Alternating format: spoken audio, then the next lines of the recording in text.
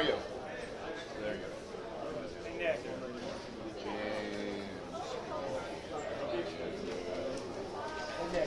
Check, check.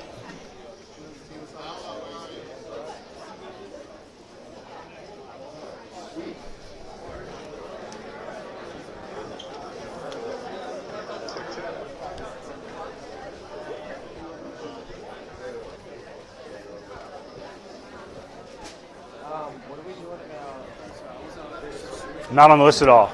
Oh boy. Okay. My apologies. When did you add? Crud.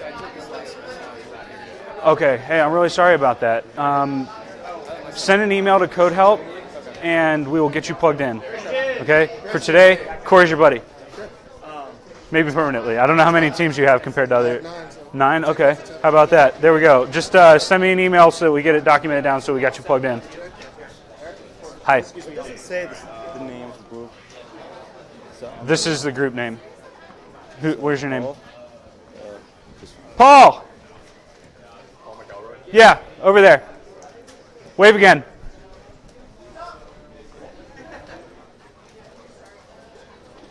Can someone be my sign holder while I'm handling everybody? Cool. All right. Good morning, everybody. We're getting there. Yeah, because I'm handling everybody. Hey. How do you pronounce that name? Mamuna! I'm Jonathan Hahn. Jonathan Hahn! Right there. Just walked in. Red shirt. Wave your hand, John. James Cole. Where is he? Right there. There he is. You were hiding from me. James Cole, wave. Huh? Lyndon? Landon. What? Yeah. Yeah. The stuffed owl helps a lot. That's awesome. All right. I don't know. What's your name? Looking for.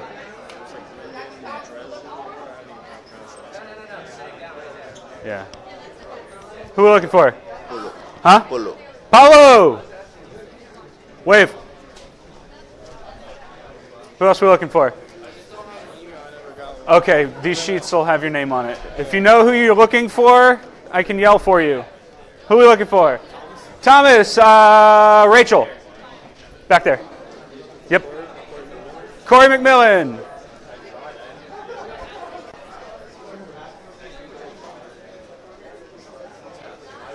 Who are we looking for? Huh? Joe, what? Joe Gergo or something? Joe Gergo. Got it. What's up? You with me? Yeah. Take a seat. Cool. Front row fellas. You might have to hold this Okay. No worries. since you're up front. Will do. Do I have all of my people? But just like the top, like if I'm right here, Bryce. So Bryce is Bryce. back there. Bryce. Bryce. Where'd he go? Bryce. He's over there. Bryce's okay. team. Bryce's team. Wave your hands. There you go. There we go. This for you. Huh? I know what my group is. That's Daniel. Wave, Dan. He's the guy walking down the line right now. Do you know who you're looking for? Huh? Mark. Donahue. Mark. I wish I had 3 hands. Mark's people. Mark's people. Wave. Go that way. Cool. How we doing? Can we make one of the, hey Mitch. Rachel. all in the back. Yeah. Could you take this and give it to the guy in the sweats there and have him hold it by the back? It's just a name across from my name. Yeah. Anna. Hannah. Holy smokes, we made it. Everybody's sitting at least. Yeah. Hannah, wave. Cool. All right. Good morning. Morning.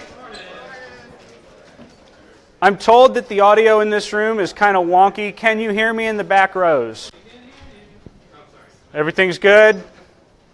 I know I've got that voice, but okay, you can hear me. That's good to know. Today, we're going to talk about how to completely crush this class and do awesome. I would like very much this semester to get in trouble for giving too many A's. That's my goal every semester. I don't believe in curves and all that kind of stuff. There's no goal here to put you in bins, but that only happens when you earn it. So hopefully that works out well. If you're new today, welcome. I'm Tony Farrar from the Mechanical Engineering Department, and I love to create connected classes that challenge students to create as they learn. And so that's the theme of this class. That's what we're up to. It's really nice to meet you, and I'm super glad you're here. We are going to be sitting with our companies every day, so you can start to kind of scout your spots if you like, and just know that's where we're going. And we will have opportunities today during class to do a meet and greet after I give you a little bit of details on how everything works. But first and foremost, we're going to have, is this thing on? Do your job, button pusher. Okay, no. Nah, that's why. There we go. Boom, a pop quiz. But it's just for fun. There's no grade. Ooh, everybody looked up quick there. That was fun. How many people are here? All right, I'll remind you if you need help. I think we underestimated the numbers yesterday. You have 2 minutes to tell me how many people are in this room starting now.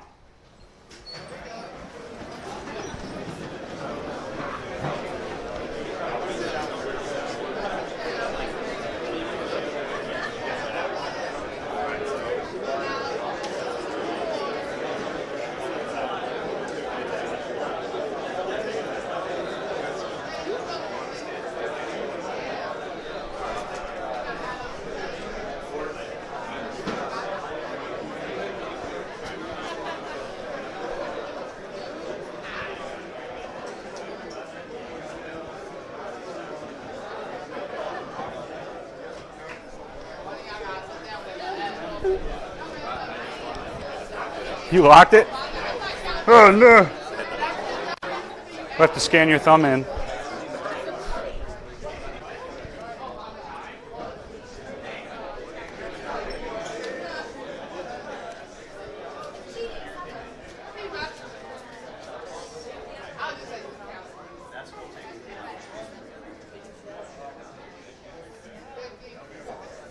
It's getting quieter. Couple left.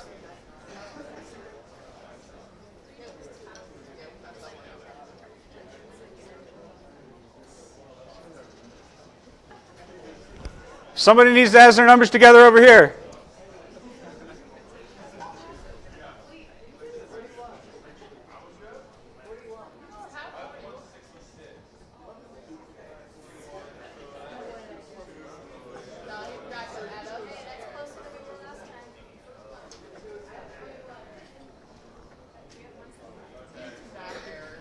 What do we got? 228. Woo! I think that might be pretty close to right. Seems about right. Hey, well done, everybody. All right, so let's move on. What do these people have in common? They're not here. They all got rich off technology. That's cute. They were generous. They're all dropouts.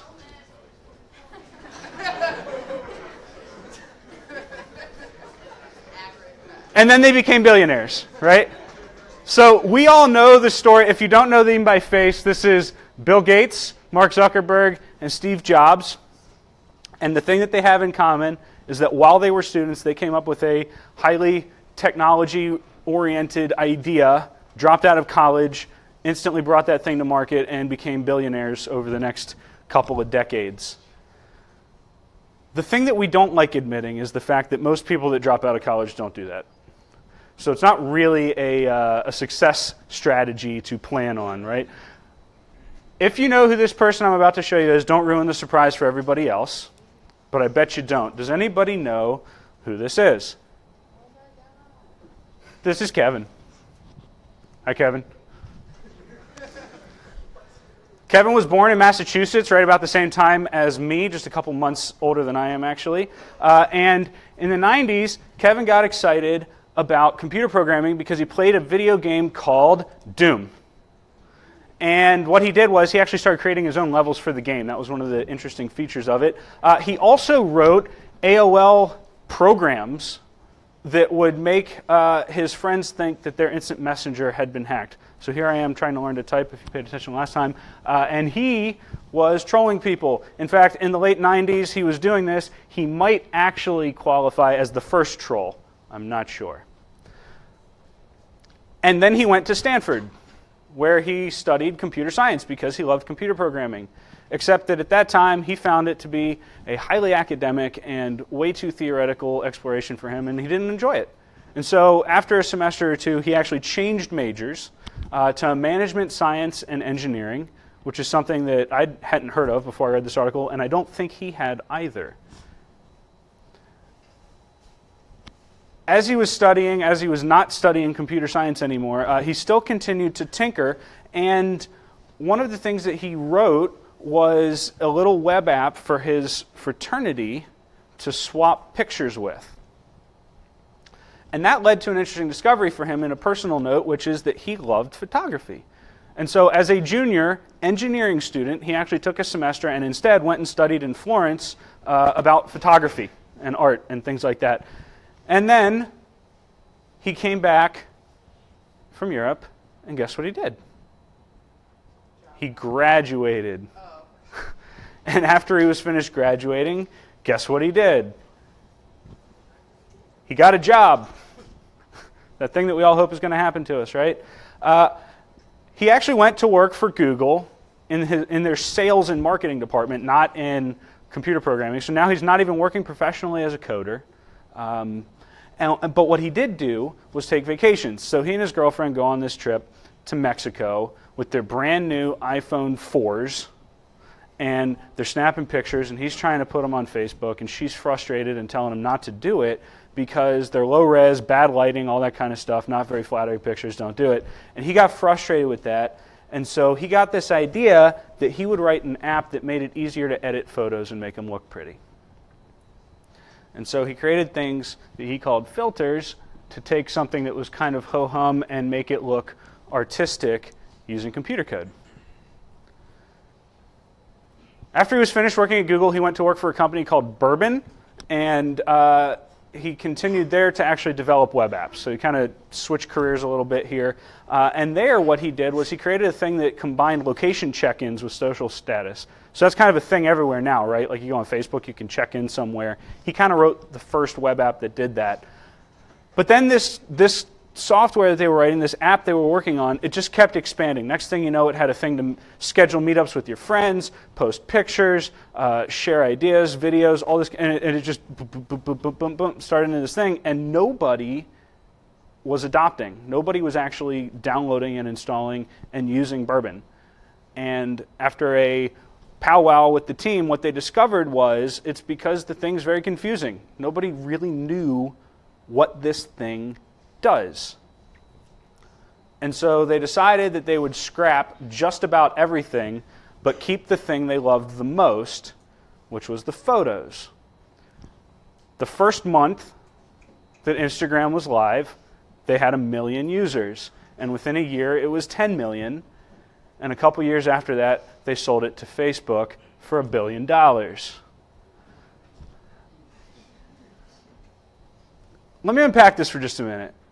There's some things that he did that's very different from Zucks and Gates and these guys, and that is he went to school, he did actually finish it, but as a student, he always baked in time for himself to tinker and explore, and he made some codes like the photo swapping thing, no idea that that was going to be the thing that defined his career for his frat, and gave it to him for free just because it was something he liked to do. The second thing that I thought was really interesting about him is he didn't get it right the first time. He went in loving computers so much he was sure he wanted to study computer programming, and ended up discovering a major he'd never heard of and changed. Everybody in this room is currently planning to be an engineering major. And so I kind of know that you're all here expecting to study engineering. One of the things that you should know is that engineering is really hard. We're not going to lie, we're not going to sugarcoat that. If you choose to change majors just because it's hard, you might consider that falling short, a failure, things didn't work out. You might. You know, there's no shortcuts to anywhere that's actually worth going, and if you're going to win, eventually you're going to put in the work somewhere. But if you change your major because you find something that you love more, something that speaks to you more, like Kevin, that's a success. That's why this place exists. That's why you're at a university and not some isolated, the only thing we teach is the particular flavor of engineering that you're planning on studying school. So I would like to encourage you to explore. However, we want you really badly to stay as engineers, so don't change your majors. I think the other thing that was really interesting about him is that he had ideas, but none of them were quite ready. He kept tinkering and trying things, and while he was doing that, he was constantly getting experience. He went and worked for Google. You want to talk about studying from the master, learning how to do all the other things that his business now definitely needs. He learned how to do on the job there while he was getting things squared away, getting things straight, and all of that time he kept tinkering, and I think it's really amazing that his entire success comes back to low-res pictures on a trip to Mexico and a stubborn partner. So here's the last thing I want to encourage you with this. There's a guy that I like to listen to, a podcast named Ray Edwards, and he said the other day, have you ever noticed that ants are optimized for picnics? You can go out and have a picnic, throw your blanket down, sit down and enjoy, and you're having a nice meal undisturbed until the second a crumb hits the ground. And then as if by magic, they're here. I think what this symbolizes is the idea of keeping some margin in your life so that you can tinker, so that you can identify interesting and neat ideas. But while you leave some room and margin in your life to do those things, you got to go do the work. Learn to code, put in the hard work, and that's what we're here for. And so that's why we're having this class. That's the kind of ideas that we're going to be learning how to do so that we can all be gifts someday. And so, the details on how to crush this class in 15 minutes or less. Are you ready? Are you asleep? Okay.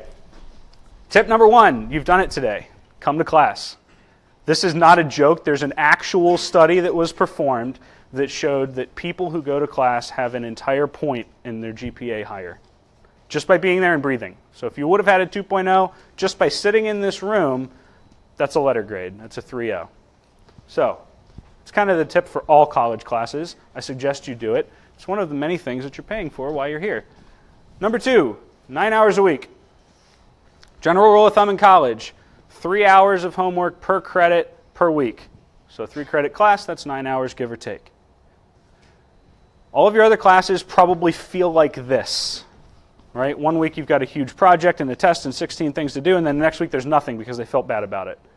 And then you've got a homework assignment, and then what we do, right, is that we all have secret meetings where we coordinate and make sure that all the midterms are on the same day and all the projects are due on the same day. And if there's going to be a big assignment, we make sure that we get all in the same week.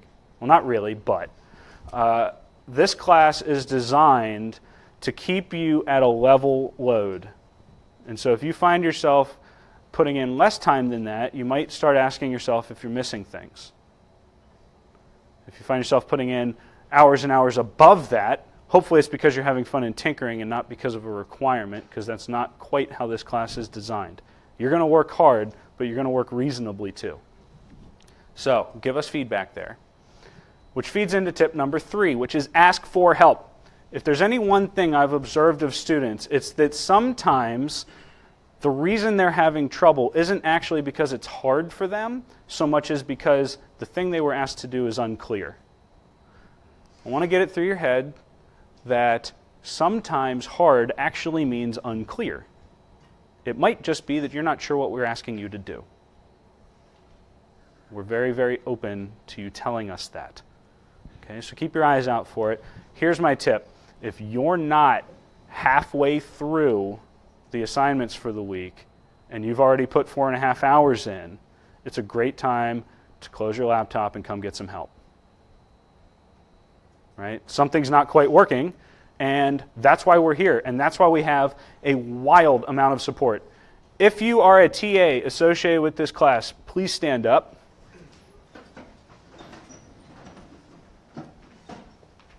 These people are here. They will work with you on a one-on-one basis within your teams.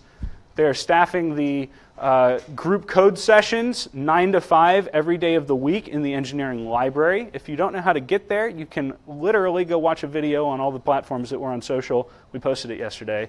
So you can walk from this room right into the library, which is where we hope you'll do your work. So everybody do a twirl so that people can see your faces once, and then you can sit down. We're working on getting a sign. So soon we'll have a sign so you can find us. But in general, go into the engineering library, take a right, and we're the table that you run into if you walk until you hit the window. Tip number 4. Does anybody know how to eat an elephant? One bite at a time. There's a lot of work in this class. If you sit down to try and do 9 hours of work on Sunday, you're going to have a long, crummy Sunday.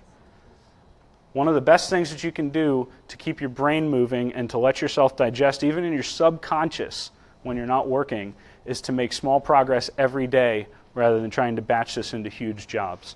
And so I would recommend planning your weeks out in a way where you can get some work done for this class every day, every other day, something like that. And while you're planning that, go ahead and plan to just do it in the engineering library where there will always be somebody to help you.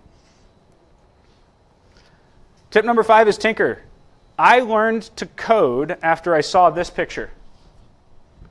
This is a fractal. It's an interesting mathematical thing. It's a very simple rule. And then this picture was drawn by an algorithm in a computer, which I'll probably show you how to write this semester. I, for whatever reason, totally nerded out about this thing and spent my winter break one year relaxing with my family and tinkering with code. And I got that far in a few weeks, and that's where I learned for the first time ever how to do graphical user interfaces, recursion, nested loops, a whole bunch of interesting things that you're going to see in this class. And so it's always cool to get distracted by an interesting idea, as long as eventually you come back and actually get the work done that has to be done. Even I have to do paperwork. Tip number 6. Work with others, work with others, work with others. The whole class is designed for it. There's not a single assignment in this entire course that you can't do with people. Cool? All right, those are my tips. Any questions? Now I'll tell you all the moving parts of the class and what you need to do and when and all that kind of stuff. How about that? All right, so nuts and bolts. First off, this is the entire course. All of the learning activities that you're going to experience in this class are listed on this page. We have a module for JavaScript. We have a module for Python. Core Skills Demo is a week-long coding experience that's going to take ideas from these 2 first modules and kind of smash them together in a way that makes you think a little deeper and solve a little bit more challenging problems. While that's happening, in class, we're going to be brainstorming ideas to get your company to a point where you've identified a project that you'd like to work on. And from that, you'll have options. You'll be able to write a web app, you'll be able to write an iOS app or an Android app, and that will guide which of the individual learning paths you go down. You're only required to do one of them, okay? The one that works for your company's language. And then we'll spend a long time working on project, and the only other moving part for the whole class is that on Fridays, starting next week, not today, we're going to have code sprints, which are group coding challenges that are designed to be done within this class period.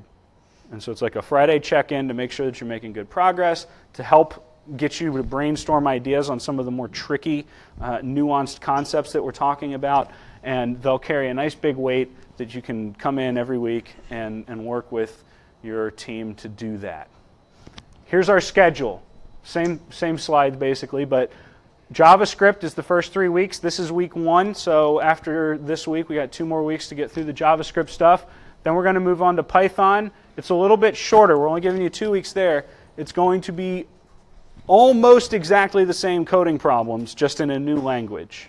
Because the goal here is to help you reach the point of abstraction where you can realize that a programming concept is like a for loop is an idea. And once you have that framework in your brain, tricking the computer into doing that in JavaScript versus Python versus Kotlin versus Android, whatever it is you want to write in, they're all kind of the same. It's just a matter of learning the syntax for that language. Every assignment in this course is due on a Monday, except for the Friday code sprints. Those are assigned day of and due that day. Boom. Okay, so how do the modules actually work? The way the modules work is that we have 2 learning resources for you that we've curated. One is courses from Lynda. The other are interactive courses from Codecademy. If you're the type that likes to watch videos, go to Lynda. If you're the type that likes to go click through tutorials and type stuff in and get checked along the way, go to Codecademy. Try them both out, see which one that works for you. Your job is to pick one and go through it. And as you go through it, keep an eye out for these keywords, because these are the assignments. And the idea in letting you pick which one you do when is that you'll match it up with the outline for your thing, because Lynda and Codecademy kind of do these ideas in different orders. Okay? So as you go through it, just pick the ones that you're going to do from there. These are all live on Canvas. Your goal is to complete 3 of these by this Monday, 3 more the following, and the final 4 the week after that. So that's how you break this into 3 parts. All right, assignment due dates. The way that this class works, first off, the Friday code sprints, those are going to be due by 11:59 p.m. on Fridays, so you will have a little extra time if you don't finish it during class. The intention is to design these assignments so that they can be completed during class. Okay. However, we are not going to be granting extensions, exceptions, any of that kind of stuff. Please don't ask. When there's 300 people emailing that question, we don't have time to do anything more interesting for you. So here's how we're going to handle it instead. We're going to give you 13 of these assignments. We're going to grade that final grade, that 20% of your grade, out of 10, which gives you 3 automatic freebies, no questions asked, don't show, get a 0, or do all 13 and it gives you the chance for, I guess that's about 6 points on your final grade of extra credit. A little more than half a letter grade if you do them all. Questions on that? Cool. So every Friday we'll have one. If you can't make it, just keep track.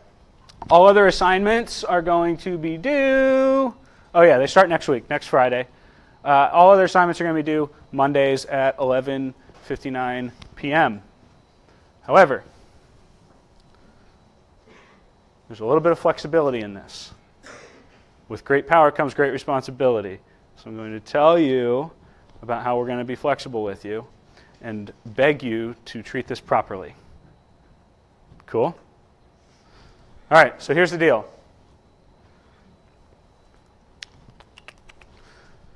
Our goal is that you are continuously engaged in this course, making regular progress, and in addition to that, you are learning one of the biggest college success skills, which is how to plan your time and get things done. So, here's how the policy is going to work. First off, we want you to go at your own pace. You need an extra day or 2? Don't ask. You don't need to email us or anything like that. Just take the time and get it done. Okay?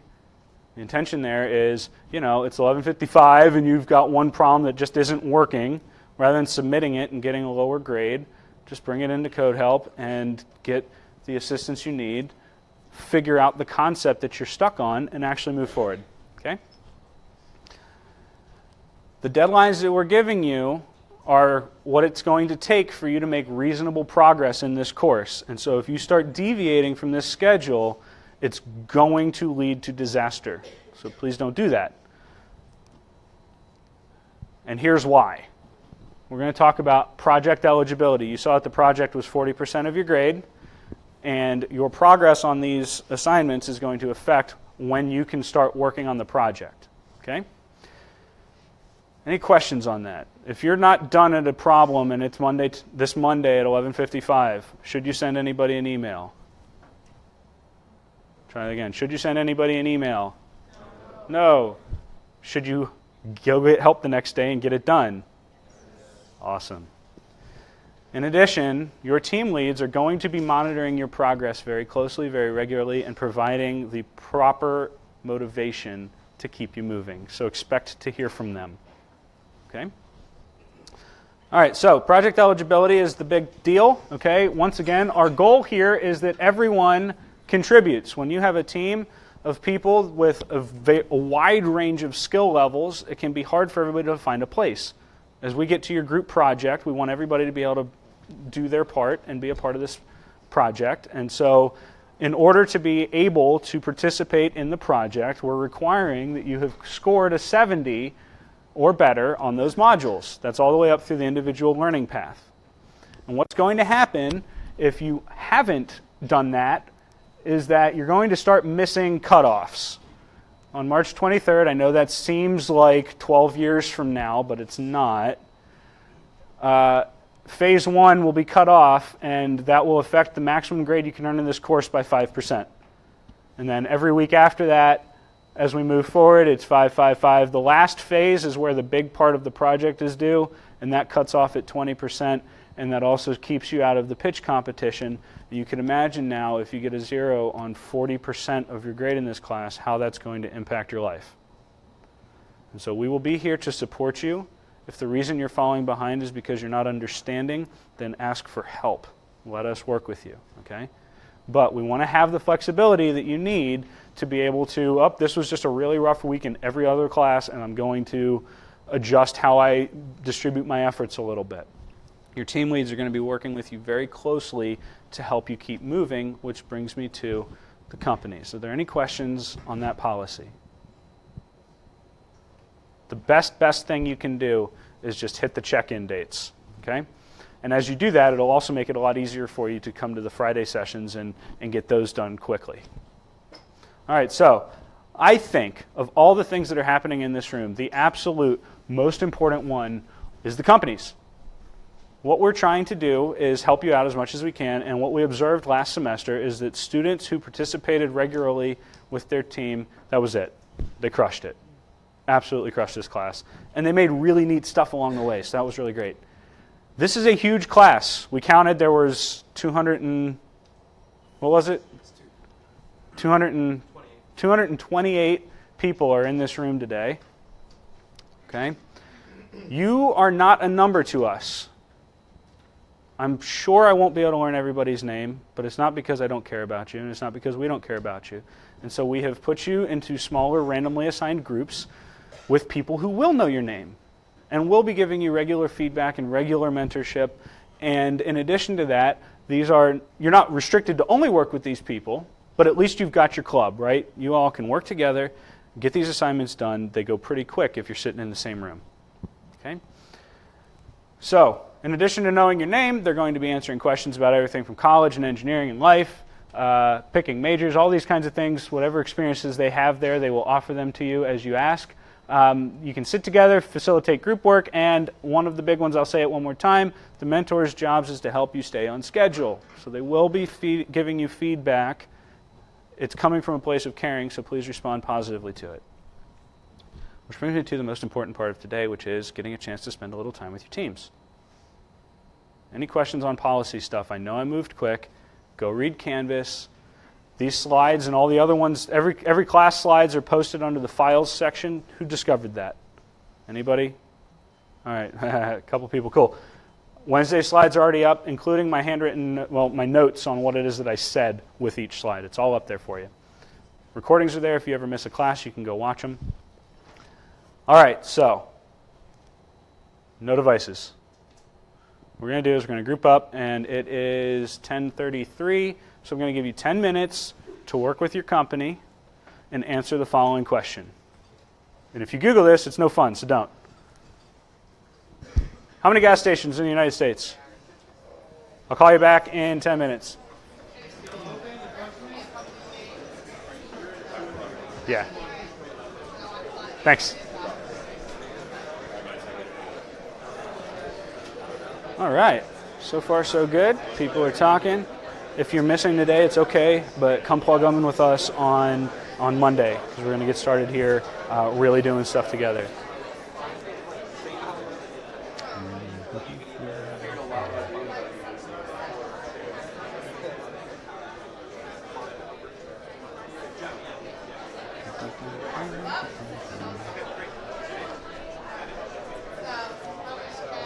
I'm going to set this one down and take a little walk and see how people are doing, so stay with us.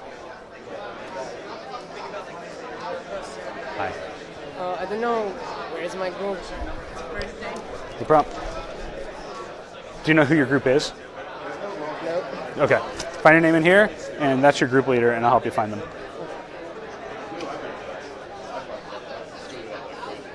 Is it first name and last name? I think it's last name. It's however it's listed in Canvas. And there are 2 columns. Yeah. This is me. Adele? Yeah. Paulo! Right there. Thank you. You man.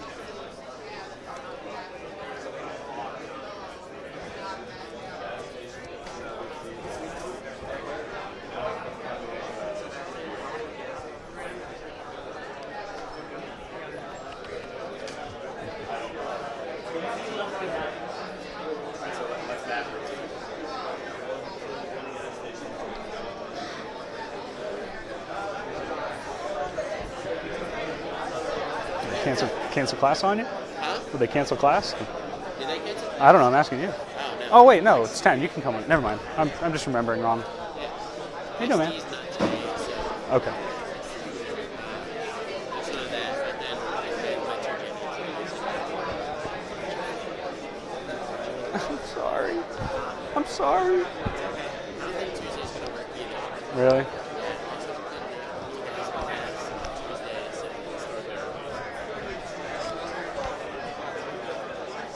I wonder if we could start a breakfast club. I wonder if we could start a breakfast club.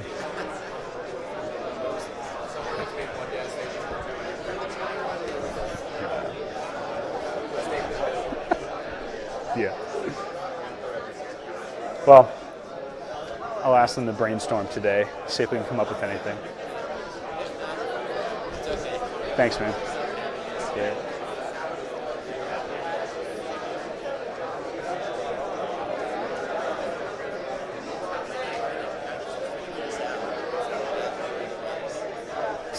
That's the interesting question, isn't it? Yeah, I have ideas. I'm on the mic, I won't say it. Yeah. Well, and it's also one of these interesting questions where there's kind of a right answer.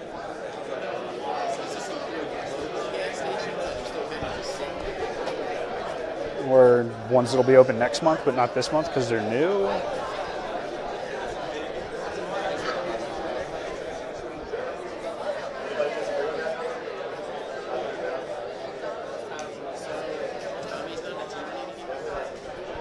Talk about that later.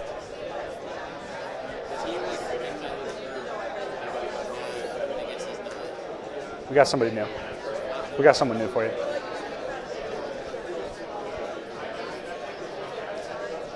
Availability stuff.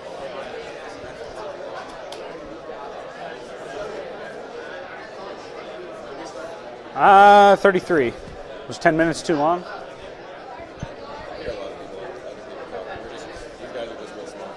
Oh, they already got it. All right. Have you done the name game? Where are you from?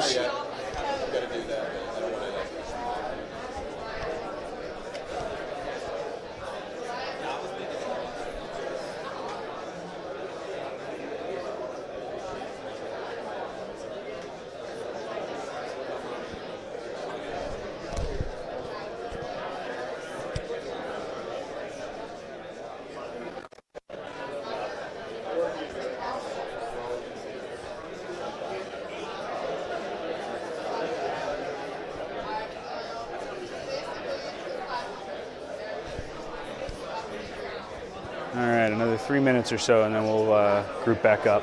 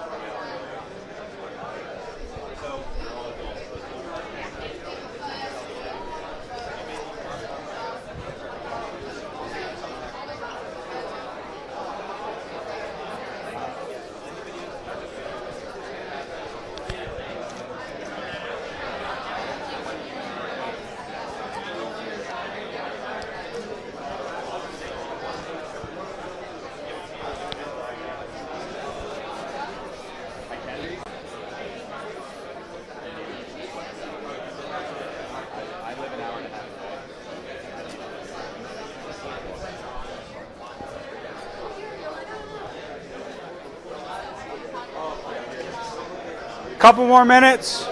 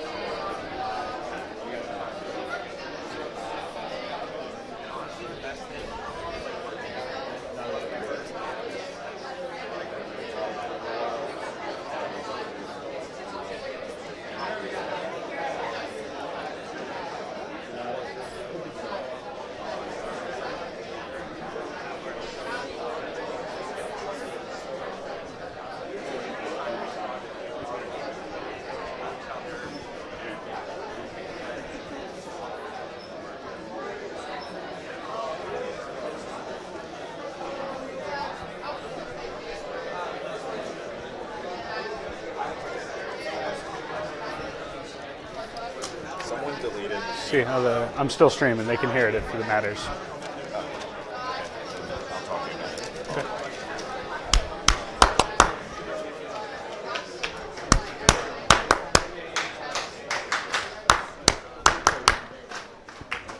Remember that? So, who wants to tell me how many gas stations there are in the United States? Okay, what'd you come up with? You just got voluntold to tell me something. 7,000. How'd you come up with it? Well, we start talking about how many you would need in order to meet the demand. How many need to meet the demand? Then we start talking about how many buildings, like how many CVS we call for it, and if the demand is higher. So you figured out okay, so the demand based on how many you saw in the area or something like that. What area did you use to estimate? Well, we start talking about urbanized areas and where the most population is. Compared urbanized, okay. Yeah, because at first we were like, all of America is pretty populated, but then we realized that there's certain areas that are kind of farmland. Okay, so started out thinking, well, everything's a city, but then no, not really. So maybe it's well, this is what we're really familiar with, but that doesn't necessarily mean it's the exact same thing everywhere. Ah, interesting. 7,000, okay. Yeah. 150,000. What did you guys do to come up with it? Well, we started out talking about cities, and I suggested that not all cities. All cities aren't everywhere, like Montana. Okay. Similar thing right here. So cities, but they're not everywhere. So So we bumped down our number quite a bit since then. just by kind of saying, actually, there's probably this many cities, or Yeah, well, we went, what states have, like, multiple cities, which states have multiple big cities in them? and then what states don't have many cities, or many big cities at all. Okay, and some states don't have any big cities at all, and so somewhere in there, there's this Yeah, so mix. we kinda just- How did you figure out how many were in one city? Oh, well, we had one person in our group knew how many people were in the United States, Okay, so we kind of broke it down from there. so you started out with how many people were in the United States, and then started deciding where they lived? We guessed 1,000 people per gas station. 1,000 people per gas station. Okay, that's interesting because now we can just start it with if there are 1,000 people per gas station. Ah, okay, yeah. You cut it down because not everybody drives. Okay. Sorry, I'm not trying to talk over people. It's just the audio in here. I'm just trying to repeat it so everybody can hear it. Yeah. How do you estimate how many people were going to drive? Like age or just like where you're from. So now you're thinking about age, where they're from. Because like in the city, you don't have to drive in order to like. A lot of people in the city don't even drive. I know people that don't even own cars that live in Philly. Right? It's pretty interesting. Huh. And age? How'd you unpack that a little bit for me? How many people were of driving age? Okay. So out of all the people in the United States, how'd you figure out how many can't? You divide it by half. We just assumed half. Okay. And half of the people are able to drive and all of them drive. Anybody else? What else? Yeah. I'm sorry? You came up with 160,000? Similar, or what was different about your approach?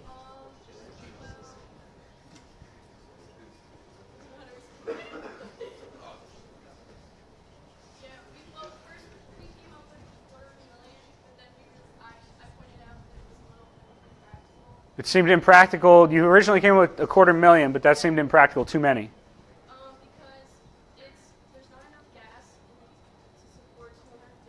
There's not enough actual gasoline to support 250,000. How'd you determine that you couldn't have that much gas? Couldn't possibly.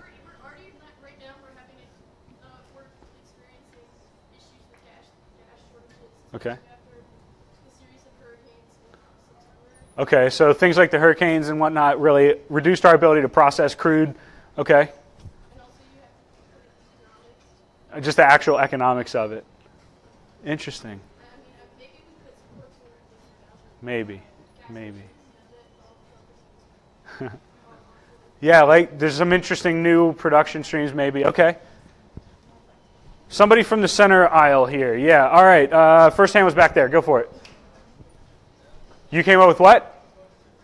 250,000. So they got your original number. What did you do differently? Huh?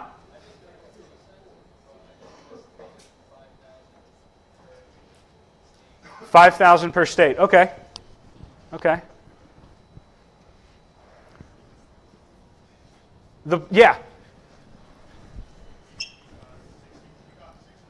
60,000. All right, so we had 7, 150, 250, 250. I'm sorry, 150, 150, 250, 60,000. 60,000. And what was different about your approach compared to everybody else's? Population per gas station?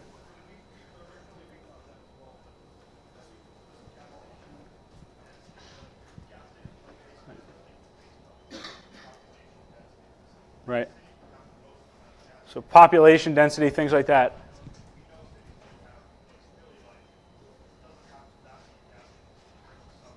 Okay, so you think there's more gas stations in suburbs than there are in cities? Interesting, yeah.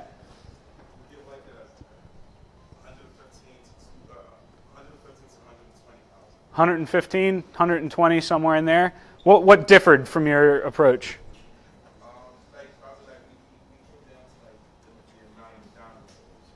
Okay.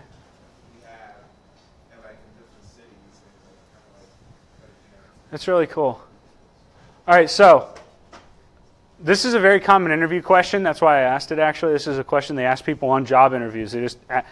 And we don't really care about the answer so much as the process you followed, right? And so things like estimating demand, how many people drive, how many people live where, all very interesting approaches. Who wants the answer?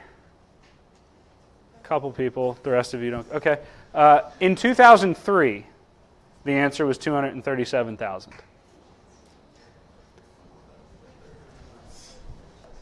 What's happened since then, I'm not going to tell you. You have to figure that out on your own. All right, so as we wrap up today, I want to remind you one more time how to crush this course. You should, by now, be doing these things and working on these because 3 of them are due when? Monday. I hope you have a very nice weekend. Thanks. Happy Friday, everybody. What's that? What were you about to go through at the end before everyone just cut you off? That was like about a it. rehash? Yeah, just a rehash on one to make sure everybody knew what they had to do. Where is the engineering library? It is, all right, engineering building, Yeah. right? Is the next building over? Yeah. Second floor, so you can walk up the stairs from the lobby. Okay. It's the whole front half of the building. Cool. It's like a big glass room where everybody hangs out. Here, so Oh, right on. You know, I actually started out in philosophy myself. It's fascinating stuff. Right? I just want to get a job. So. I hear you. Cool. Thank you. Yeah, what's your name? Matt, by the way. Matt, nice to meet you, Matt. Yeah. Your backpack's open. I don't know if you know that. Yep. Have a great weekend, Matt. Hey, how's it going? I just have a question. Yeah. So I took this class last semester, Okay. and I'm curious case, did it Welcome change? back. Do you have to complete Linda or Work Code Academy? Like, is it- One or the other, but not both. You get to pick the one that works best for you. Okay. So, do I did it like last semester? Do I have to go through? What I want you to do is these. This is what we actually grade. Okay. And so whatever materials that you need to consume to get you to the point where you can do this stuff, that's up to you. We've tried to provide you with what we think are the best resources for that. And so if you've already worked through them, yeah, it gives you a little bit of a head start. Yeah. Welcome back, man. Hey. That's good. 3 things you have to do on Monday. Yep. It's in Code Academy or it's the hacker rank? The hacker rank assignments. 3 of these hacker rank assignments. And then for the Code Academy, we don't have to get the pro version. No, you don't have to pay any money, no. Yeah, just the free stuff. Yep. Hey, how's it going? I just want to get everything set out. So Yeah. I don't think I have access to the course yet. Oh, that's right. I owe you access to hacker rank, the course, all that stuff. Crud. Both of you have that issue probably. So first off, thanks for jumping in right away like that. You guys are awesome. Thank you. Let me turn this off, but we will get that stuff to you today. Okay. And then in terms of clocking in and all that kind of stuff. Have you worked here before? No. Okay, no problem. Have you? No, we will. All right, I remember. All right, I have to send an email to HR. I will copy you on that email. They will give you instructions. You have to fill out tax forms, all that kind of stuff. In the meanwhile, log your hours. We have a timesheet you can use to keep track.